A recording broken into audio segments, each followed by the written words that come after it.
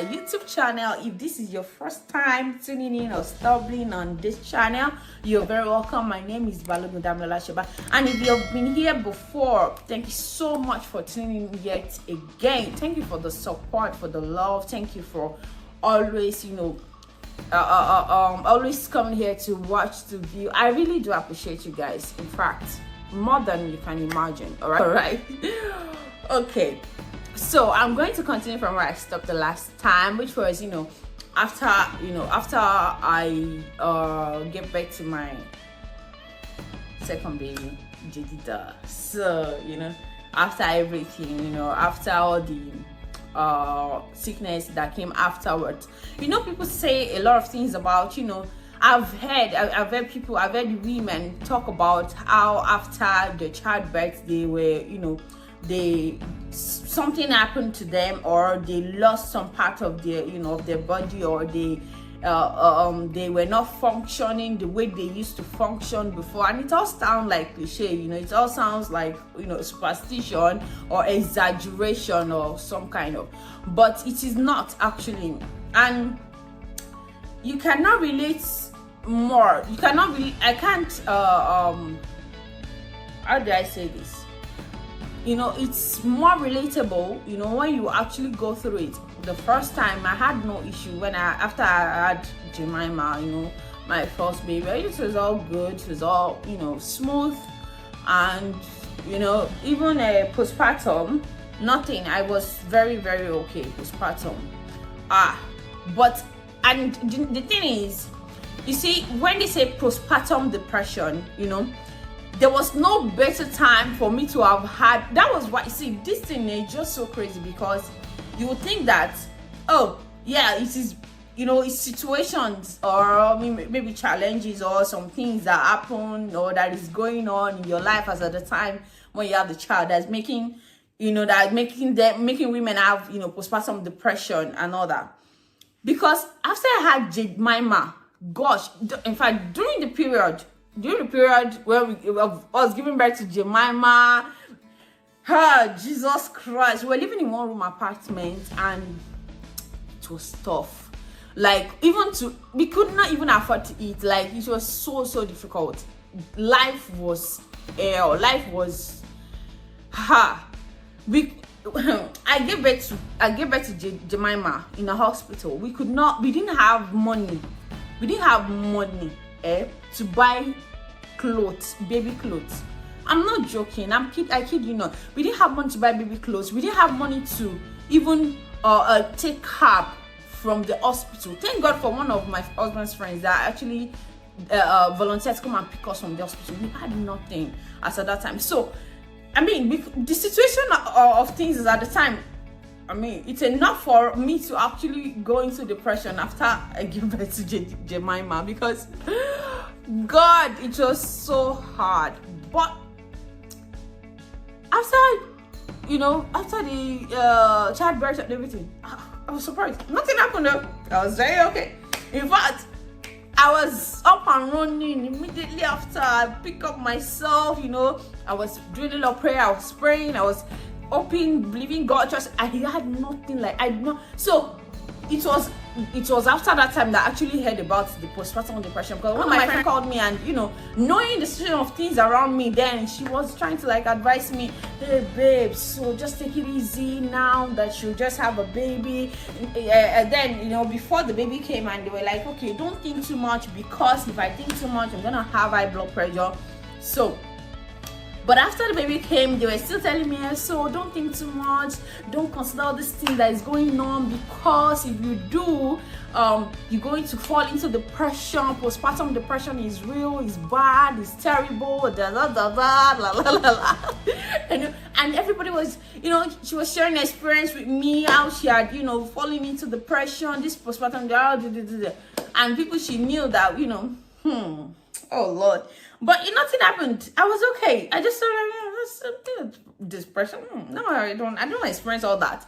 So there was a time that I was really, really, I was sad. I was very, very sad. And then she called me, and then she was trying to encourage me, what babe, what's going on? This one that you are speaking like this. Are you sure you have not you have not fallen into postpartum depression like this. And then she was asking me symptoms of postpartum depression, and I didn't have any. I was just sad at that particular time, and that was it. So basically, guys, I had no experience whatsoever of postpartum depression when I had, Jemima. Glory be to God, because if there was any time I was supposed to have it, it was then. Things were tough. So then after a while, everything God came through, and things softened up a little bit.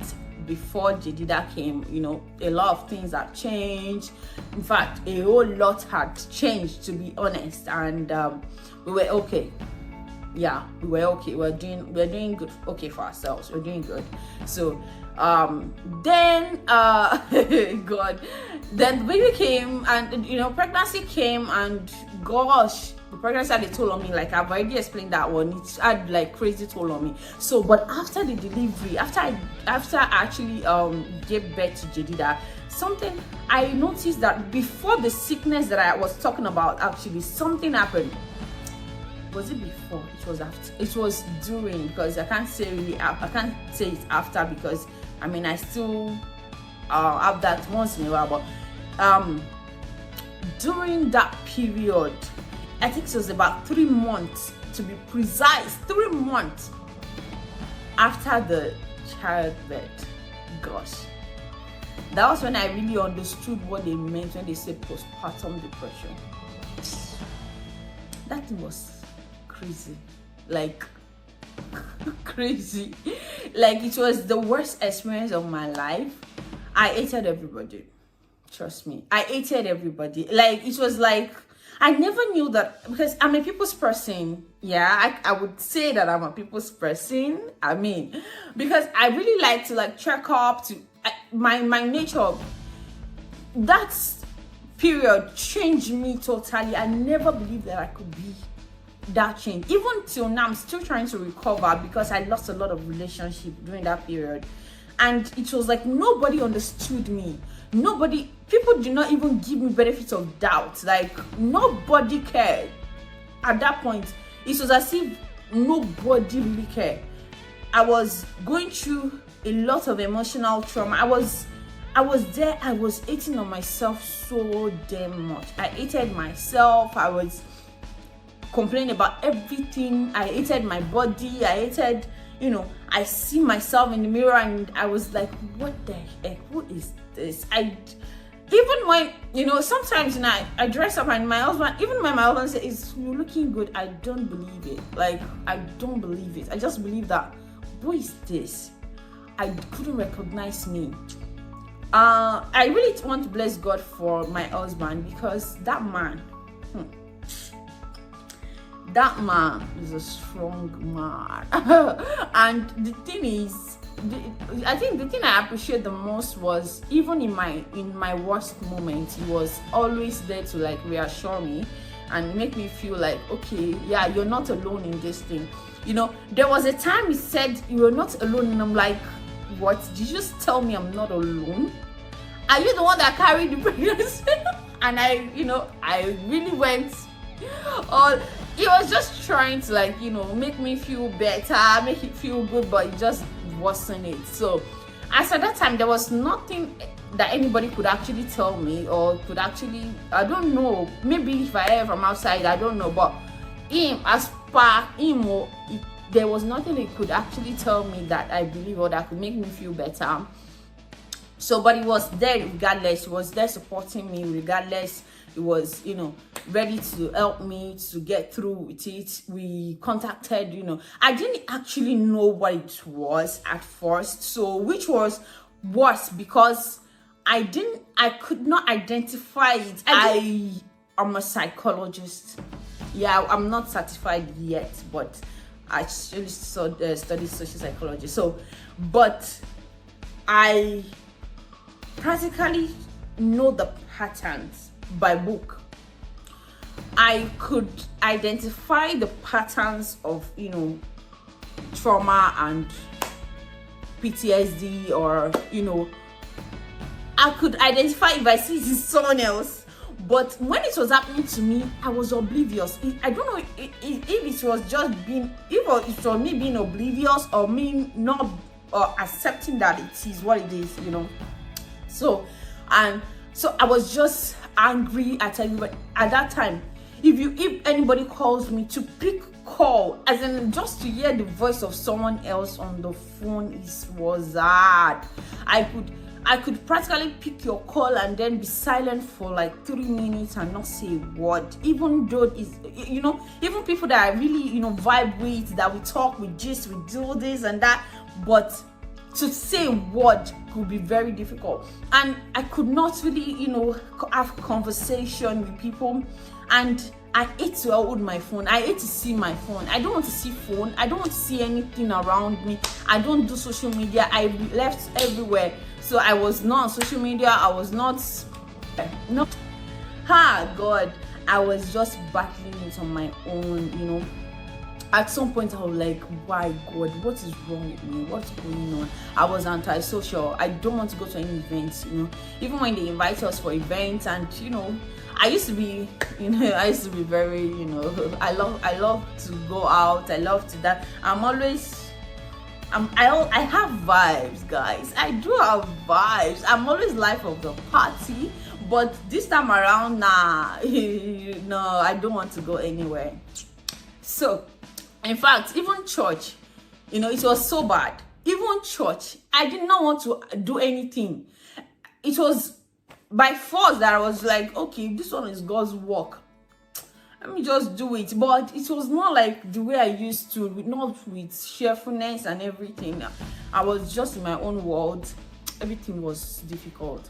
Everything was hard. Everything was tough. I lost a lot of relationships because I was always on edge. Even there was a particular relationship that I lost, and it really hurts me because this person is like, you know, a sister to me, and I really wish that, you know, I could mend it, because God, it's got me in my worst moment, and something happened, you know, something that was supposed to, like, you know, somebody duped us, basically somebody duped me, my business. Then I was not in the right frame of mind, and so why they were worried, and you know, because it involved them too, and you know, their money is there somehow, and I could not, you know, I was so in my own world. I was so on edge that instead of me to actually explain things to them in a calm way, and I just went crazy and was just talking, and you know, in the midst of conversation, you know, words are powerful, and what is like egg, once it drops like this, you can't pick it back. So, and in the midst of, you know, anger and talking and emotions and whatnot, I said some things, and you know, she held on to it. It really hurt her, and ever since then, gosh, God help us, it's been, you know, it's been tough, and I really do wish that we could, you know, get past it by God's grace. God will help us. But really, this was just one among many relationships that I lost at that time. In fact, my best friend then, we don't really talk. Even it was during our wedding, I was just in my own world, really. I didn't just want to see nobody. I don't want to talk to anybody. If I'm talking to people, I'm just talking because I have to, and I can't wait to just get off the phone. And it's not like I was keeping to myself. You know, there are times that I'll be in my room and I don't step out. I will just be there all through the day, all day long. It's not like I'm not somebody that eats a lot, so food is always, they always beg me to eat anyways. So it's always like I will just be in my room, and you know, so it was a very tough moment. It was my worst moment. It was, I mean, I've gone through a lot of things in my life, and I could not understand what could cause that depression. Till now, I'm still trying to figure it out. But they said that, you know, it's hormonal, it's this and it's that and whatnot. Because there are lots of things that I have never been depressed, like never. There are a lot of things in my life that could have depressed me. Growing up, I grew up in a tough environment, and I believe they have been toughened up, but this one, guys, me like this, if you know me, you know that before I will shed a tear, it will be hard. But this thing, I was an emotional wreck. Every small thing, I'm already crying river. It's like, when I'm crying, I'm like, what is wrong with me? Why am I crying like this? I'm crying. I'm crying river. And if I might want to tell somebody that, thank you so much, and I'm already crying, and I'm like, why am I crying? It was bad. It was bad.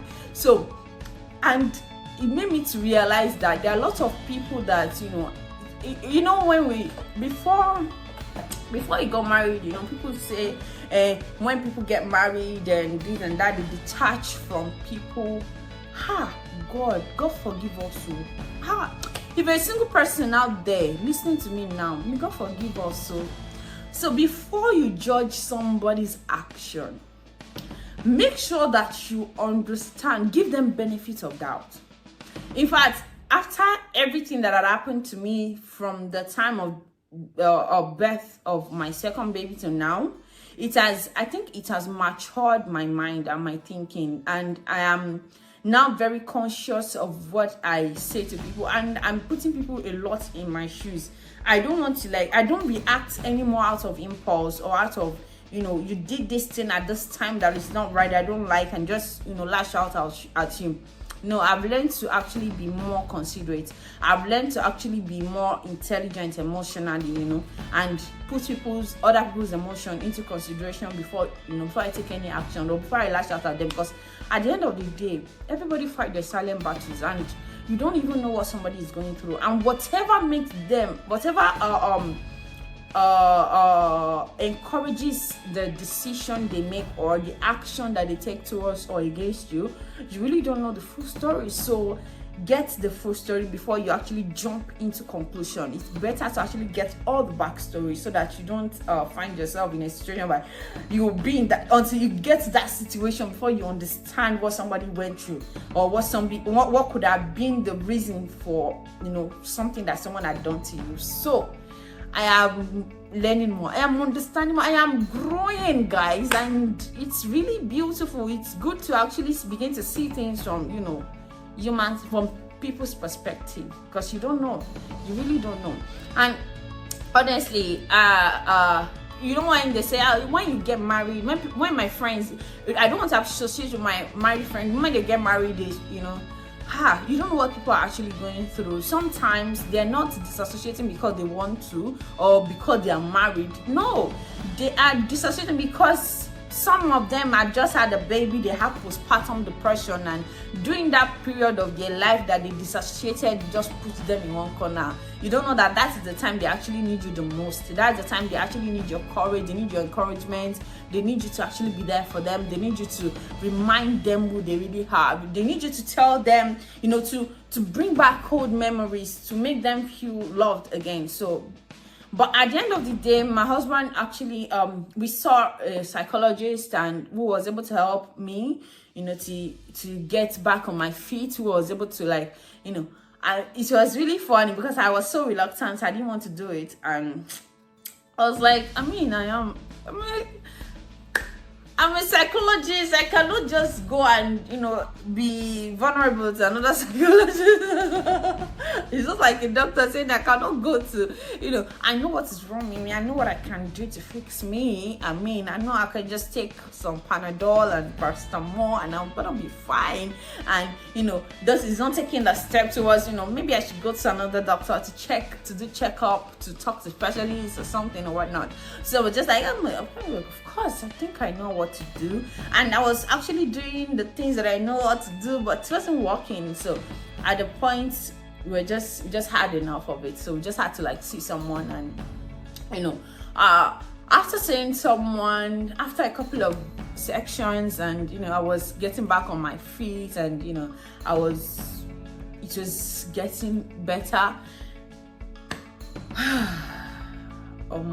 I couldn't believe it. So I was still in that situation. I was still very, it was getting better, right? But I was still not, I'm not fully out yet. Then all of a sudden I just realized something was not okay. Something was not okay. And I was not even sick.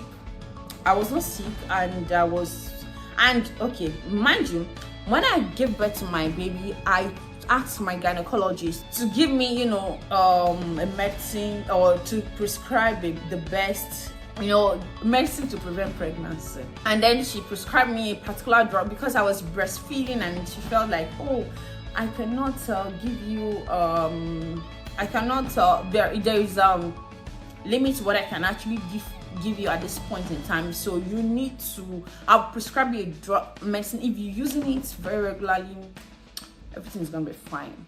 Okay, so I took the medicine and I was using it religiously.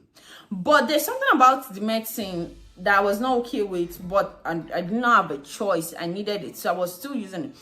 Whenever I take it, it messes my mood up. Me that I was still struggling with I was still struggling with my mental health, and this medicine just mess up my mood like crazy. It goes from 3 to -0 in like a second. So anytime I take it, and then it also messes up my menstruation, and whenever I'm menstruating, it becomes like something. I'm always menstruating before now, it's like 3 days, but after the drugs it tends to be like 6 days, 7 days, every flow.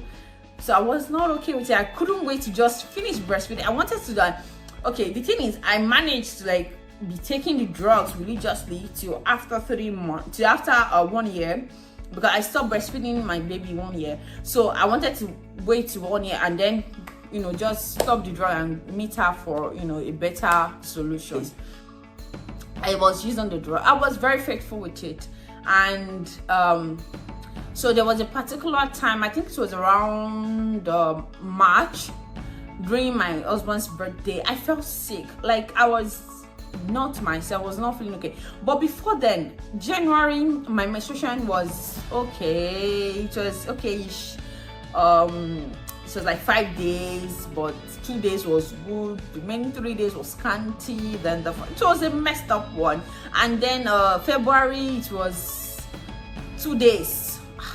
Okay, maybe it's the drug that's still messing up my menstruation, And in March, it was like maybe like 2 days, and then the 3rd day scanty. So they messed up one as well. Then, but I was not feeling very fine, so I went to the hospital, and the doctor was like, hey, blah blah blah blah blah, I don't know what's going on, I don't know what's wrong with you.